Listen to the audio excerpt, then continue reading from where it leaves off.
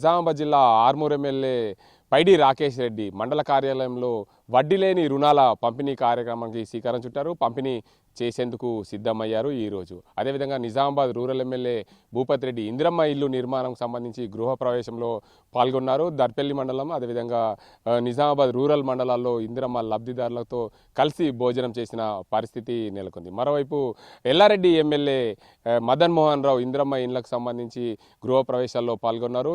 ఇలాంటి నా కళ సహకారమైందని చెప్పి ఆయన ఇందిరమ్మ గృహ ప్రవేశంలో ఆ లబ్ధిదారులతో పంచుకున్న పరిస్థితి నెలకొంది. మరోవైపు కామారెడ్డి జిల్లాలో ప్రేమ విఫలమైందని చెప్పి ఇంటర్ విద్యార్థిని ఆత్మహత్యకు పాల్పడింది. ఆమె నా ప్రేమని కుటుంబ సభ్యులు అంగీకరించలేదని చెప్పి ఆత్మహత్య చేసుకున్న ఘటన కామారెడ్డి జిల్లాలో చోటు. బిగ్ బాస్ పై తీవ్ర విమర్శలు వస్తున్నాయి. బిగ్ బాస్ నడవడం వల్ల యువతను తప్పుదోవ పట్టిస్తున్నారని చెప్పి నిజామాబాద్ జిల్లాలో మహిళా సంఘాలు ఆందోళన చేస్తున్న పరిస్థితి నెలకొంది. ప్రజా సంఘాల నేతలు పూర్తి స్థాయిలో బిగ్ బాస్ని నిషేధించాలని కోరుతున్న పరిస్థితులు నెలకొన్నాయి.